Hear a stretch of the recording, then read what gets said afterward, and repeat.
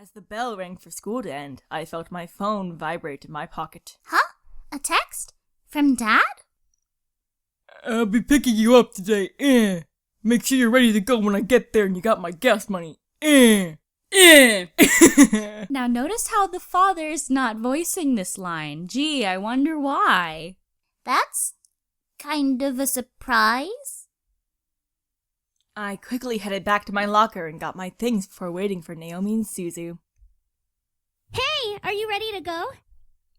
Actually, my dad's picking me up.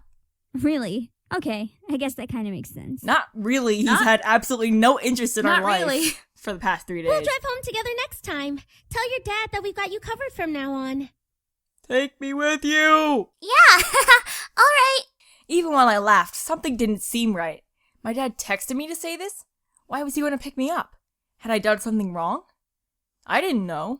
Maybe I should have called him back, but at the same Does time... Dad even know how to text? I waved goodbye to Naomi and Suzu before heading off to the usual spot where my dad picks me up. I took the time to listen to my music while I waited. I need to go to another Rise of the Phoenix concert. Eventually, I had played the entire album with no one showing up.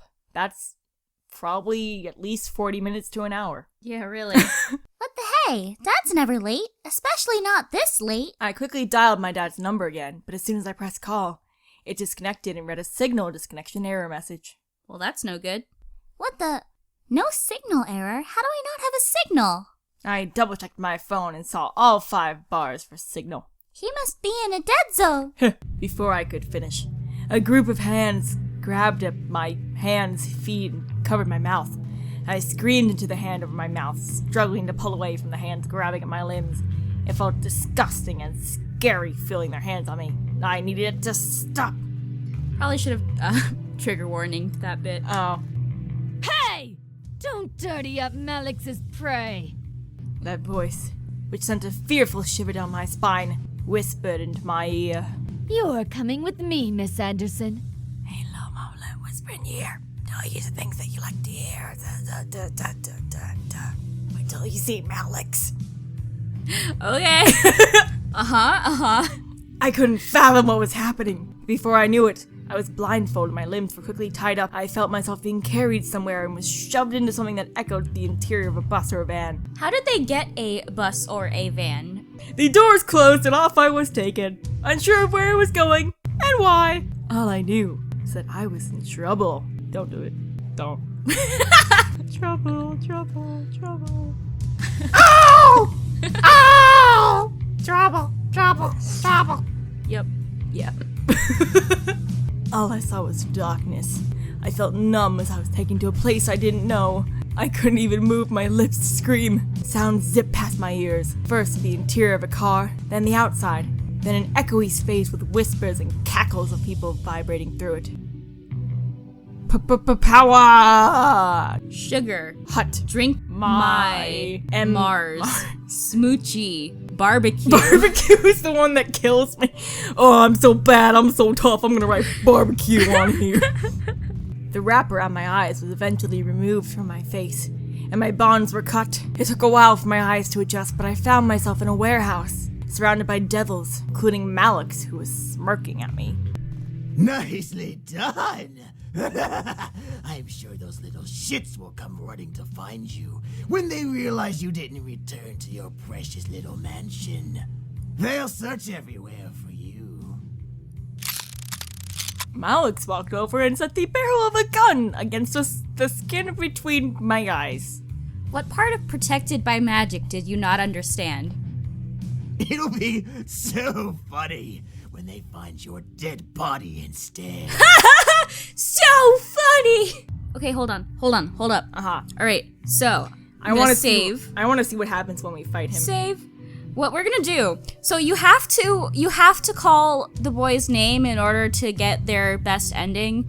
So we're gonna have to rewind and go back and do that. But we wanna fight first! This is just the fighting episode. Sam has really gotten an influence on us. That was interesting grammar. I'm not in English, okay? You're not in English. No way this was happening. No way was I going to let myself be a victim of this, especially after I scratched off some girl's face today. I gotta remember. What was in that book? What are you whimpering? Are you praying that the whimpering, boys yes. will come and save you? Whimpering, yes, that's what I was doing. Mm-hmm. I kept grumbling, trying to remember and shut my eyes. Studying for a brief second wasn't going to bring a spell in my mind, but I had to try something. Anything! All of a sudden, the air grew still and silent. I opened my eyes and looked around and gasped at the sight. Everything was frozen in time, as if the clocks had stopped and everything had followed suit. What? What the? Huh? At first, I instantly wanted to move, but my feet were glued to the ground. I guess I couldn't change time and escape from where I was, but I was still lost. What was I supposed to do? What? A soft wisp of wind made me turn to a floating, light purple orb. I stared as it glowed, giving off a warm feeling. For some reason, this thing made me feel happy and content, despite the situation I was in. What the fuck is happening? My heart felt like crying, yet I didn't know why. Couldn't have been. Grandpa? It is! Well, Grandfather? it is! What? This is new! As I muttered, the orb slowly grew and faded into a spirit of my grandfather from when I last saw him. I stared up at him, completely shocked that I was correct and that his form was standing in front of me. I guess it was a good idea to bring the incubi here after all. What? Oh, we're gonna get some backstory. We're gonna get some information finally filled in. What? Is it really you? What do you mean? My grandfather smiled before patting my head gently. I couldn't feel it, but I knew he tried, so I closed my eyes in acknowledgement before looking at him again. Sweetie, I'm sorry for not telling you, but I didn't know if you were ready to know. That you handle demon magic? Yes. Yes. Why? What is there to gain from learning and using demon magic? It wasn't a matter of gaining anything except knowledge. Through magic, I was able to learn more about the demon world and its wonders. I even met your incubi friends. You met the boys? Yes, it was I who helped them come here, but it seems it was at the cost of my life. Wait, what? What? What? Why? Why sacrifice yourself like that? None of this made sense. He died to bring the incubi into the human world? Why? Why? You just met them! My mind was practically screaming in anger. I needed answers. Time being frozen, we had all the time in the world. Why would you die for something like that? Why leave us alone? Why leave me alone? I wasn't intending to, my dear. But now that I'm gone, you have a chance to find yourself without anything hindering you. What? I'm emotionally compromised. What? Your father had always been so hard on you. I'm to blame for that. He learnt of my studies before he married your mother and pushed me away, promising to never follow in my footsteps. As he was my son, I still loved and cared for him. I helped him in little ways, from paying bills and making sure he had food to come home with by adding money to his accounts. You don't know how hard your father worked to get to where he is now. I stared, trying to take it all in. It was true that my dad worked really hard, but I didn't realize how rough he had it. I mean, it doesn't make up for him hitting me, but it explains a little. When you were born, I couldn't have been any happier. I tried to give you as many toys as I could, but many of them were tossed away by your father to protect you from me. Here, baby, have a Ouija board. I thought I would never be able to see you, but when I found you on the street, I was blessed enough to be given a chance. After I brought you back to your parents, I asked your mother to convince your father to let you visit me often, and he finally agreed. Why does Dad hate you so much? Why put that on me? Your father saw me as a monster. He was afraid I would hurt you. He wanted to protect you from me at all costs, even if it meant becoming a monster to you himself. You did not know my father. You did not know what he was capable of. Okay. I know what you're capable of. Please chill. He truly does love and care for you, but he doesn't want you to be as curious as I was.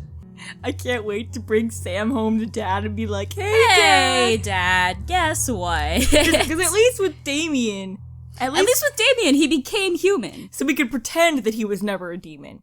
But Sam's just gonna be like, hey man, want to see me run super fast? Want to see me do it again? Curious. I chose to learn about magic. I grew curious about it. He thought that was wrong, so when I didn't give it up, he shut me out of his life. What a stubborn old man. You're stubborn. So I did the only thing I could do. I gave everything I owned to you. including my hidden books your father never knew of. My head began to spin. There was too much information. It was all going so fast, despite time not moving a single inch.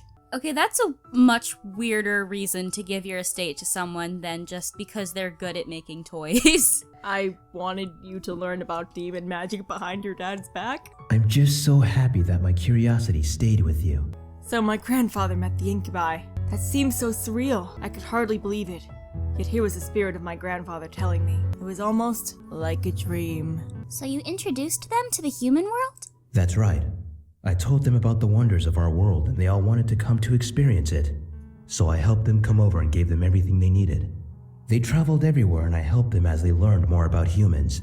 How long have they been here? I have no idea. Grandpa's been keeping boys in this house this whole time. Oh, no, they've never been to this house anymore before. No, they've just been, traveling. Then, I suddenly stopped breathing. What? I don't know why, but I believe it was because my time was up. After I died, the boys tried to come back. However, Malex attacked them instantly when they crossed his path. I used the last bit of my strength to guide them to the estate so they had a place to stay to heal. So that's why they were in the house. But they said they didn't know about the house belonging to anyone. I never told them it belonged to anyone. I merely told them to head to the estate for shelter until they could learn to live on their own. If the estate was meant for them, why give it to me? I never knew your father would move you in so quickly. Even still, you managed to learn of them and learn of the demon world. You even were curious enough to study the magic. Why not teach me when I visited? You were too young to understand. I was hoping that you would make the choice to learn on your own when you were ready to handle it. And you did. I'm so proud of you. What are you saying? I've barely begun reading it. I don't remember anything. I will help you remember. How? Then, my grandfather gently bent down and kissed my forehead. Holy shit. All at once, my mind began to fill with spells and history of arcane magic, the demon world, and everything my grandfather had known. I looked up at my grandfather again, now able to remember everything, and more as he smiled down at me. Never forget. Make your own choices and do what you need to do. Don't let someone determine your life for you. If you decide to never look at magic again, I'll understand. But now at least you know it's there. My grandfather then patted my head before turning and walking away. I tried to follow after. Still unsure and lost as ever, my feet remained stuck to the floor. Wait, please! He didn't turn back, and he didn't stop walking. Soon he vanished past the wall, leaving me alone once again. I gritted my teeth, trying not to cry. My mind was filled with both the power to defend myself and a large amount of confusion I could never hope to shake off. I could feel the air around me start to move again, so I tightened my hands into fists, trying to push away my concerns. I had to remember, I was Malex's captive. I had to escape. After I escaped, I could figure out my life. Soon the world around me returned to normal. With Malex mocking me, I closed my eyes and began to mutter a spell from my memory. Spiritus lumine da fortitudinem tuam.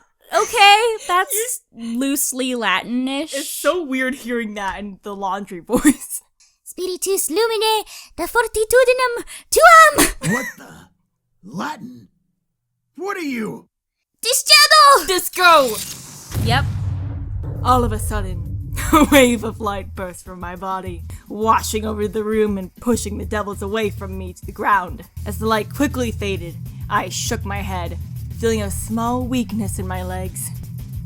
Malex quickly hopped up and growled at me, obviously surprised, but irritated beyond belief. Where did you learn that? I will rip that tongue right out your mouth. Fight me! Fight me, Malex! Spiritus tenebrum! That's not what it says! Spiritus tenebrarum periculum prohibere! Come here! Malex charged at me, dropping the gun that would never hurt me to the floor and reaching for my face. It won't hurt her because she's got the magic protection. Yes. However, I quickly crouched down and covered my head with my arms while a dark magic circle appeared under my feet. Above me, a dark shield appeared, blocking Malex from touching me. How? You're just a human! A human who knows how to fight back! I pushed against the shield, forcing Malex back before standing. I wasn't some damsel in distress. I could fight for myself. I shook out the sudden appearance of numbness in my hands as I glared at Malex. challenging him once again to come at me. Footnote, not knowing how to fight back doesn't mean that getting hurt is your fault. You're still a victim. True. Malex! No! Stay out of it! I'll kill this bitch with my own two hands one way or another! As commanded, Eris stood away from us along with the other devils. The group watching us was lost in intrigue as I stood up against their leader. Oh, you must think you're some tough shit since you know some demon magic, huh? Well, guess what, princess? Demon magic consumes energy. I could play this all day, and when you finally lose all your energy, your ass is grabbed. I glared, knowing that what he said was true. I couldn't hold out forever, but I definitely had the energy to last a while until someone found me, or until I could overpower Malex somehow. Malex charged at me once again, causing me to run backwards to keep some sort of distance. I could feel energy wanting to shoot out of my hands, so I pointed my palms at Malex. Light purple spikes suddenly began shooting from my hands, forcing Malex to skid back. Oh, laundry. I had terrible aim, only able to scratch the edges of his body with one or two, actually stabbing into his shoulder and leg. Malex growled, pulling them out and throwing them to the ground. Quit playing around, Malex! I lowered my hands, feeling the numbness run up through my veins to consume both my arms. I began to pant, desperate for some relief before continuing. Malex smirked at the sight. Oh, for the love of God, please someone find me, I prayed. I hoped that I wouldn't have to keep fighting. I was becoming desperate. What made everyone in that warehouse drop our fighting faces was the screeching of police sirens coming closer to our location. Malex smirked even wider. It's time to have fun, boys! Make sure you kill them all. Oh god.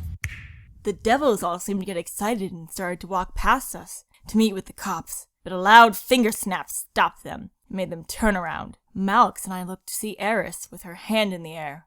Post-snap. Eris? What are you doing? Enough, Malex!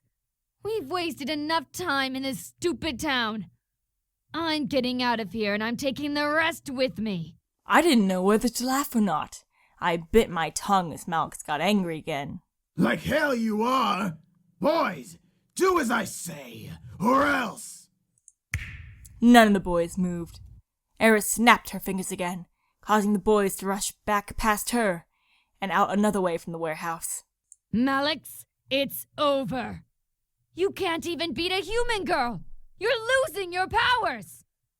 Lower devils only follow higher-ups that actually have power. Shut your mouth! Malex summoned his gun to his hand and shot multiple times at Eris, who somehow managed to teleport away from the shooting line and reappear by us. She shook her head, letting out a sigh, before grabbing Malex by the neck and pulling him off of me. Malex started to choke as Eris stared coldly at him. All this for a bunch of pretty boys. You must be stupid and desperate. Eris looked at me, making me tense up. Human, I suggest heading home to your pretty boys. You don't want to get involved in a supernatural investigation. It's a pain in the ass. I guess so. I feel like there's a story behind that statement. She then turned back to Malex, glaring daggers into him as he glared back at her. You really think women are weak? Let me fix that, sweetie. Oh, sick burn! Oh, shit. And with that, Eris vanished into the shadows, taking Malex with her, and we don't even get to see it! Okay, I guess that happened. As I was left alone, the police sirens stopped suddenly, alright? I looked over to the open passage to see the incubi with a large police siren megaphone, staring at me in surprise. Where the fuck did they get a police siren? Where is he? I swear I'm gonna. Too late, babe. He's gone. Eris took him and left. They won't be coming back. It was all so surreal. I was helped by a devil, but I quickly shook off the feeling. I was alive, and that was all that mattered. I fought to stay alive, and there I was. The boys tried to question me, but James cleared his throat, catching the attention of his brothers and me. Let's just get you home, miss. There's nothing more to see here. Apparently not. Okay. Well, that was interesting. That was an experience. Almaris! All of a sudden, A bright purple light engulfed the room, causing the devils around me to cover themselves. What the? Gusts of wind rushed past me, almost forcing me back. I covered my face with my arms, bracing myself and standing my ground. I tried to peek through my arms to see what was going on, but the light continued to shine brightly. As the gusts slowly started to die, the light began to fade, revealing a very pissed off Sam. Sam! Don't worry, I got you. At that moment, Sam didn't even give Malex a chance to breathe. As I blinked, I saw Sam's fist ram itself into Malex's cheek, sending the devil flying back against the wall of the warehouse we were in. You motherfucker! Sam was relentless. Oh my god. It's like our fighting scene all over again. Okay. We're really meant for each other. Sam was relentless. He quickly followed Malex to the wall and began slamming his fists into Malex's body. An imprint of Malex's body began to form into the wall as Malex was beaten in. That'll be fun to explain to the police. The remaining devils stared, trying to figure out what to do. Help Malex or watch in silence. Eris, however, walked up beside me and crossed her arms as she watched with an amused smirk on her face. I kind of want Eris to be a romanceable option. Yes. With a blast of heat, Sam was forced back from Malex. Sam slid on the balls of his feet, covering his face from the burst of heat that forced him back. Malex, on the other hand, was practically on fire. His menacing eyes glared deadly daggers at Sam as Malex gripped his gun. You're dead, Incubus! Malex pried himself from the wall and began to fire hot bullets at Sam. However, none of the shots made it to Sam's body. In the blink of an eye, Sam had disappeared from his spot and reappeared at Malex's side, ready to lay a heavy punch to Malex's head. Too slow! Malex, though, wasn't as slow as Sam thought. Malex quickly turned to shoot at Sam, who barely had the time to dodge it. It quickly turned into a fight of Sam using his speed to dodge to try to hit Malex, and Malex using his gun and devil-like skills to try and lock onto Sam's appearing form. It was almost too fast to follow. However, I could tell something inside Sam had changed. He wasn't holding anything back in this fight. It was as if something incredibly demonic had taken a hold of him and forced each punch he threw and each step he made. Was this the extent of demon power? I didn't have to answer myself. As Sam tried to dodge Malex, Sam tripped and landed on one knee with a loud thump. Are you kidding me? Talk about taking an arrow to the knee, bud. You tripped! God, Sam. Gotcha, bitch! I gasped in horror. Sam had no chance to dodge or run. I could only stare, petrified as Sam charged forward and jammed the barrel of his gun into Sam's mouth. This just got a bit... Oh my god. This is very violent, but this also just got a bit homoerotic. Okay. Eat hellfire, Incubus! I knew Malex had a thing for them. He keeps calling them pretty boys. What? He's Green Lantern! Then, at that moment, something in the air changed. The air instantly went from frantic to still in energy. What could have been described in tone as the color red quickly turned into a deadly mix of purple and green as everything began to blend together at once. My eyes never strayed from Sam's face, however, even as it changed. His eyes began to glow a bright golden color as Sam began to bite down on the gun in his mouth. Damn. As the trigger was pulled, the gun was snapped in two between Sam's teeth. Jesus! Small fragments of the gun flew everywhere, while the look on Malex's face went from confused to petrified. Ooh, shit! Before Malex could utter a single response, Sam let out a giant animalistic roar, sending waves of fear down my spine, and tackled Malex to the ground. Whoa. Oh! Oh god. Oh god, those are the gun fragments. Oh my. I stared as Sam began to slam punches into Malex's face, one right after another. Sam's skin began to morph and shift with each punch, changing from human to something else. Before I was allowed to see Sam's new form, however, a pair of hands quickly covered my eyes. Instinctively, I reached up and gripped them, trying to pull them off. A voice stopped me. It's me. Don't look. I listened carefully and let the last two words linger in my mind. Don't look? Why? What was being hidden from me? I wanted to know. Probably a murder. I wanted to know, but something told me to obey Damon's command. I could still hear Sam screaming and grunting with each punch he rammed into Malex's face, with the occasional cracking of bone and blood splatter echoing in the air. Oh, yuck! Yeah! Yeah! Maybe it was better that I wasn't able to see. That's enough, Sam! Almost instantly after James' command, the sound stopped. The only thing anyone could hear then was Sam's pants and grunts for air.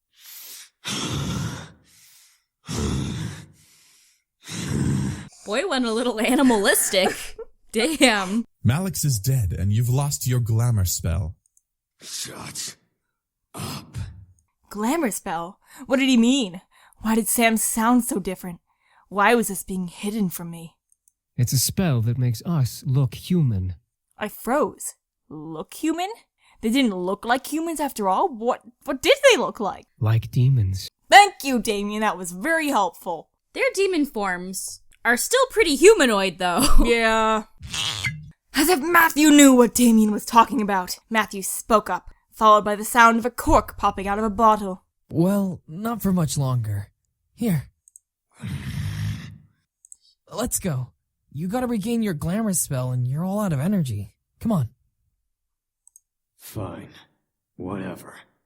I could hear the small clinking of glass being passed before hearing Sam guzzle down a liquid of some sort. The feel of the air around me gently began to warm back up, insinuating that everything had been returned to normal. Finally, Damien moved his hands from my eyes, allowing me to see around me once again. The devils, including Eris, had fled. On top of Malex's body was a dirty sheet that was quickly turning red from blood. Oh god. I could see that Malex's face was completely caved in, making a dip in the blanket. Yuck. Why can't you draw the CG for this? Gross. The boys, however, had gathered around me. I need to lay down. All of them, including Sam, looking like nothing had happened. What just... I tried to speak, but everything zipped around in my head as the whole event, and I felt like speaking was impossible. Let's just get you home, miss.